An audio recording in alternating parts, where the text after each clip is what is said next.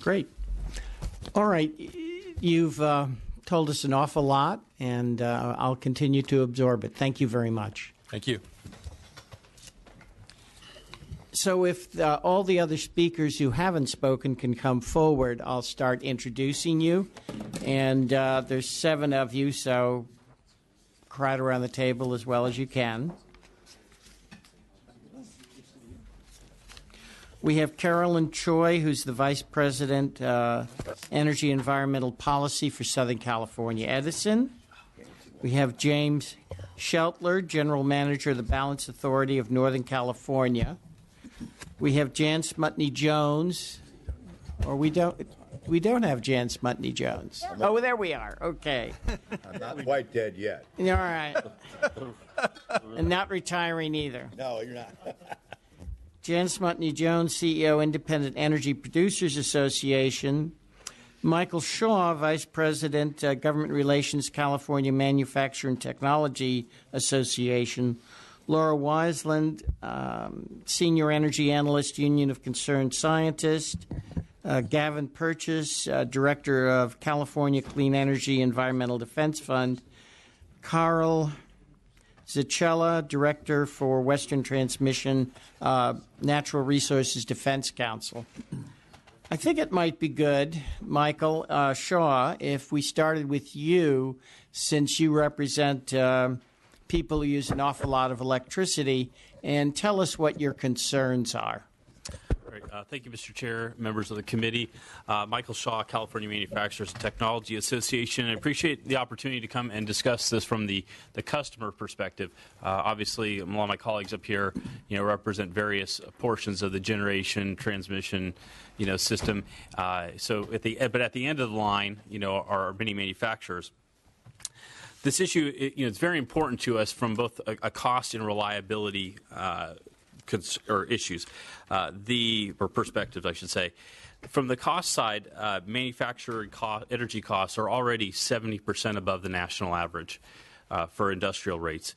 That is higher, has increased from the historical 50% premium that we have traditionally paid. California stands as the 5th most expensive state in the nation for industrial electricity rates. And this, because of the reliance on a reliable and affordable power being a critical component for manufacturing growth in California, these consequences are significant for the industry. High electricity rates negatively impact manufacturing investment rates, resulting in much lower rates of manufacturing job growth in California and further investment. In fact, the California manufacturer GDP, our share of the GDP, has grown at half that the rest of the nation. And our job growth is 1/3 of what the rest of the nation is seeing. So we have significant consequences. Granted, there are other factors that play into that. It's not entirely electricity rates, but there are corollaries here. Costs of running equipment and the manpower and workforce to handle that. These jobs are generally high-paying ones. They tend to help people rise from poverty to middle class as well, so they're good quality jobs. You've heard that on the reliability side, you've heard that the high variability of renewables threatens reliability or creates issues for reliability. Reliability in the grid has severe consequences for manufacturing. Who rely on consistent power supplies, high-quality power as well. One example, a glass manufacturer that I've spoken with recently expressed concerns about even losing power for a matter of a few seconds causes them to lose their compressors, which effectively means that their equipment shuts down and they're no longer able to operate. They express then they have, in order to recover from that, the several hours of maintenance to get the equipment back up to operation, several more hours on top of that to get the quality of the glass back up to a level of their customers' demand. So the concerns about reliability are certainly significant for our industry. That variability also leads to overgeneration, as we've seen and we've heard discussed quite a bit already at this point. That overgeneration, results in some cases in higher costs for ratepayers who have to carry the cost of the facility, the facilities themselves, as well as potentially paying out-of-state customers to take that power in the cases where that is the curtailment requires that. What can we do and in terms of grid reliability, to maintain affordable, quality power while we pursue higher rates of renewable power generation. About 5 points here I wanted to raise very briefly. First, conventional resources must continue to be a part of the picture to provide both the balance and backup supply for times when renewables fail to meet demand. So we've seen, weather can impact. I've seen studies that indicate that solar can vary as much as 100% because of weather, cloud cover. Wind is, also very highly variable. If you have a calm day, you're not generating power. That significantly impacts the perspective.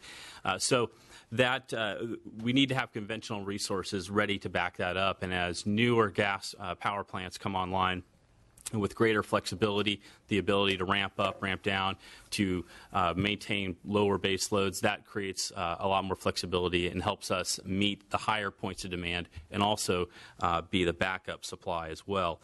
Manufacturers and other businesses also need additional tools to manage their own energy costs, including expanded direct access, the ability to get electricity from sources, in some cases, other than the utilities. Where they might be able to get a better rate or reliable supply in some cases.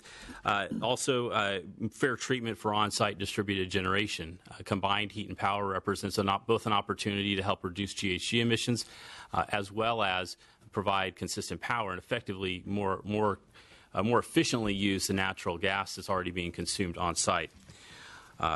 So that they're able, and all these are purposes for able to maintain a consistent and affordable power supply that they require. Also, removing obstacles to increased use of power by manufacturers during points of the day where there might be overgeneration. One concern we have is a manufacturer that I've talked to in Long Beach expressed concerns that they don't operate an electric oven that they could on their facility during the day. When there are points where we have overgeneration, they wait till overnight and have to pay a staff to stay overnight in order to run this oven. Because if they run it during the day, they reach a higher rate level, which has the impact of about $10,000 a month on their electric bill. Could you sum up in about a minute or so? Yes. So that's an opportunity there for us to both deal with the generation capacity that exists with solar and other daytime renewable power supplies, as well as help manufacturers be more competitive through lower electrical rates. Also increasing regional partnerships, as CalISO has discussed, and we've heard others present on as well. Can help mitigate some of those higher periods of overgeneration and electrical rates that California manufacturers currently are forced to pay. And then, of course, the technological improvements in transmission, storage, and other opportunities are important components of that as well. And California manufacturers look forward to being a part of the solution. So appreciate the opportunity to share our perspective on energy grid reliability and look forward to the discussion. Great.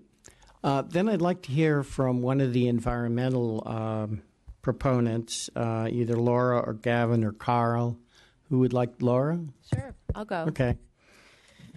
Thank you. Good afternoon. I'm Laura. Oh, and correct my pronunciation of your last name. Thanks. It's Wislin. Wislin. Yes, okay. Laura Wislin.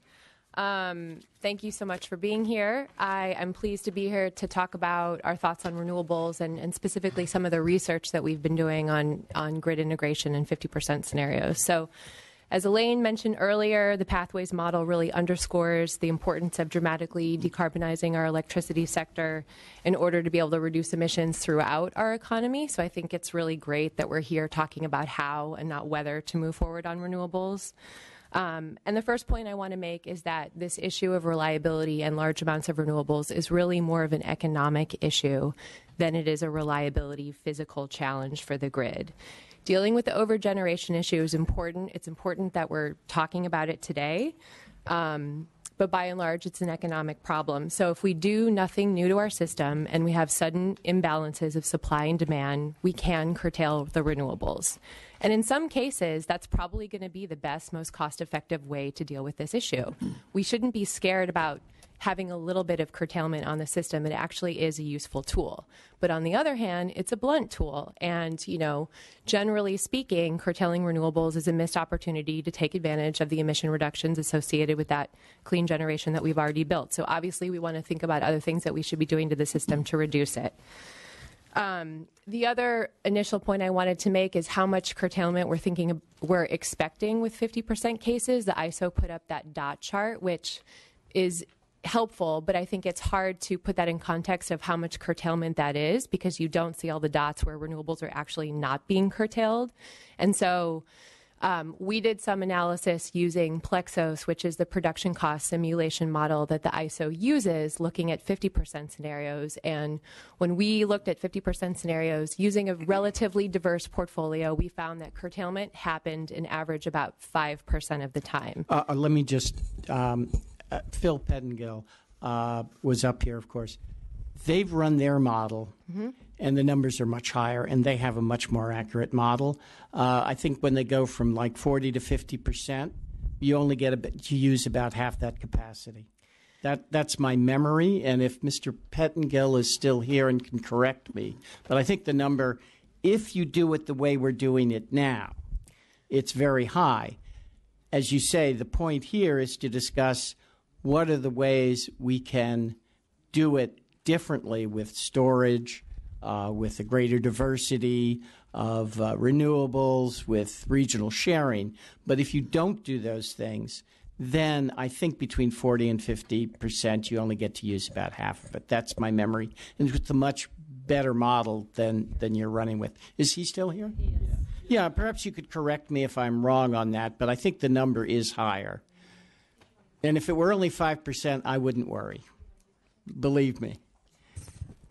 But they're also looking at all the transmission and where there is load on the system. So, Mr. Pettingill? Yeah, I think the way I would respond, Mr. Chairman, is all of these studies really have to go back to what are the set of input assumptions. And I think the best way to characterize, as you were, the studies that we're doing, we are making the assumption that it's policies as we have them today. Right. And we're trying to identify then where is the challenge, so all of us can then recognize what policies need to change in order to solve the problem. I honestly don't remember what the difference is between 40 or 50, but we do know that what's happening in that scatter plot that I shared with you is about 15% of all the incremental energy from those units that we're going to pay for to build from 33 to 40, about 15% is being curtailed in that first 7%.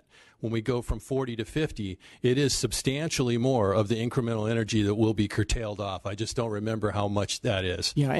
Go ahead. Well, I just want to say I don't disagree with that. I'm saying an average number, which is different than the incremental between 33 and 40 and 40 and 50. And I just want to be clear that we use the same exact model that the ISO used for that 40% work. And actually, their data. With all 5,000 grid points? Was it with all 5,000 grid points? It was using the same model. The LTPP model, which doesn't have the same. No, it doesn't have the same. Which is what was the LTPP result? Well, or what let's that just go ahead. Anyway, okay. So I don't want to go.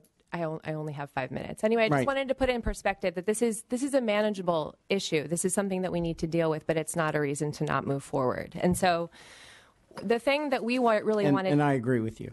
The thing that we really wanted to look at was groups like E3 have brought up the importance of shifting load and bringing on different resources to try to take advantage of that overgeneration in the middle of the day, increasing export capacity. The question we really wanted to ask is, what is crowding out those renewables in the middle of the day? What else is on the system that we could actually potentially turn down to make room for that generation while it's occurring? And so that was the question that we asked in our exercises. And the biggest finding was that there is a significant amount of natural gas that's still on the system, even once you account for the OTC retirements, make those assumptions. And a lot of that gas is not being used because we need those electrons to satisfy electricity demand, it's because we're using those gas plants to satisfy specific reliability needs. And those reliability needs are obviously very, very important. But what that points to is that as we think about how to reduce curtailment and manage reliability at the same time, we should be thinking about other types of carbon-free tools for the grid that can substitute those reliability services that gas is providing in the middle of the day, so it's not crowding out the renewables in the middle of the day. Agreed. And more specifically, what we found is that the gas plants are, a lot of the gas plants in the middle of the day are providing downward flexibility. So the plants are running at a higher level than they need than their minimum level in order to be able to ramp down very quickly.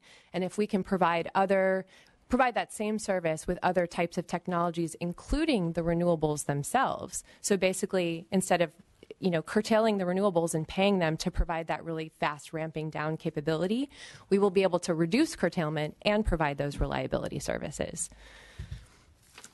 The other thing that we looked at was how important is it to provide additional gas flexibility onto the system. We know that we do have a significant gas fleet today. Are we using it as well as we can be? Should we be making additional investments in gas flexibility? And what we found through a series of scenarios that we ran where we made the gas fleet much more flexible with different types of characteristics was that, by and large, making the gas fleet dramatically more flexible did not reduce renewable energy curtailment. The exception to that was if making retrofits to be able to turn down the minimum level of the gas plants so that they're running even lower, that helped reduce renewable curtailment and obviously then helped reduce greenhouse gas emissions. But it just, and obviously more analysis needs to be done, but I think the state needs to have a conversation about what's the relative value of making a limited set of investments in additional gas flexibility versus making investments in other types of grid services that can provide reliability, but do it in a way so that they're not crowding out renewables in the middle of the day. Great. Thank you very much, and I would certainly agree with you on that. So, Mr. Smutny-Jones, it would seem like you're the next obvious speaker for the independent energy producers, that is, the people who run wind, solar, geothermal, biomass, natural gas, etc. So yeah, we're also doing batteries now, and batteries, great, and demand response. So we have the entire menu here. So thank you very much. And as you indicated, I represent a very broad range of different types of resources currently providing electricity to California. And my first professional job was to promote solar back in 1980, U.S. DOE commercialization program. I can assure you that no one in 1980 thought we would ever have a conversation about we have too much solar or how to integrate it into the grid. So we are victims of our success. And sitting here today, there's a sort of a list of good news here. From what I heard is we've got low-cost renewables. Competitive process has driven the cost of largely solar and wind down dramatically. We have an abundance of underutilized or misutilized clean natural gas fleet that needs to be modernized. We've taken important steps on battery storage that can help us integrate, and we seem to be looking at potentially integrating our capabilities into the rest of the West. By the way, we currently import about 25% of our power into California, so there currently is a fair amount of back and forth here. What concerns me is that we're going to get overly wrapped up in modeling and yet another proceeding. We just finished one long-term procurement proceeding where we didn't make a decision, and it seems to me if all we're going to do is have the battle of the models going forward, we will not get the next LTPP actually getting something done. And I think we kind of have a general idea of what we need to do. From our standpoint, we need a resource adequacy obligation, and in short term, that basically utilities are acquiring resources that are necessary to meet these ramping capabilities. We need the value integration within the procurement process, and we're kind of sketchy on this. So in other words, if a wind plant or a solar plant comes along with storage, that should be encouraged and not not basically discouraged. Right now, we've been historically chasing the value of the commodity, which I think Dr. Bushnell indicated is coming down dramatically, but you got to integrate it as well. And we need flexible capacity, the ability to ramp up, and actually the ability for people to invest in their plants. As Ms. Wisland indicated, there may be some of this capacity that can be used, but they need to be able to make investments. A combined cycle turbine that was built in the last 10 years was designed to ramp up and operate for 10 to 16 hours. It's very efficient, it's very clean, but they don't ramp up and down. That is not what they were designed to do. Now, you can re-engineer them to do that. And it may make economic sense to do that, but you have to have a mechanism to actually encourage that. Likewise, with peaking plants, it's the same thing. You're basically looking at resources that are designed to ramp up very quickly. They have a higher heat rate, but they're only around for a few hours, and then they go away. But we basically need to make decisions about these things and move forward if we are going to meet 2020 goals and 2030 goals. I was taken by the comment that we probably don't need pump storage until the late 2020s. Well, anybody who's tried to ever build anything in California, particularly a hydro facility, will know that you were already too late. Right. The fact of the matter is that we see this coming, and I think there's a lot of rational people trying to deal with this problem, and we just actually need to get down to putting things to work. We also need to be able to repurpose some of this oversupply. This is an interesting problem to have. We have a lot of zero marginal cost power in the middle of the day. This is a problem that we ought to be figuring out. His glass manufacturer ought to be firing up those kilns in the middle of the day, and we ought to encourage that. We ought to be doing desalinization in California. There's a good use of electricity there. We could be charging electric vehicles. We can be making hydrogen. We can figure out other types of high electricity use resources that we can basically repurpose that. So I think the key here is making the existing gas fleet, and if we need future new gas, to do what we need it to do, okay, which is to basically ramp up and ramp down. By the way, this is not our first time at this rodeo. When we decided to do nuclear power back in the late 70s, early 80s, we had exactly the same problem. They built Diablo Canyon, and they built a battery for it called Helms, which is a pump storage unit. So in the middle of the night, they pumped water uphill, and then they ran it downhill. I'm not necessarily advocating rebuilding Diablo Canyon or Helms. Those were fairly expensive outcomes. But at any rate, there is an issue there. Likewise, and I think the point was well taken, all the discussion here, and most of the discussion here, is taking place about what happens in the springtime. The springtime's always been a problem. When we used to get snow, we have hydro spell. We have lots of hydro coming down. The weather patterns are changing, so it's not too hot and it's not too cold, so no one's using a lot of electricity. It's the great time of year for wind because the seasons are changing. And guess what? The sun's moving around, so we got more solar. So the reality is yes, this is a time of the year when we'll experience problems in the future. There's a solution for that. We already did it when we had QFs, which is basically that's when you do your maintenance.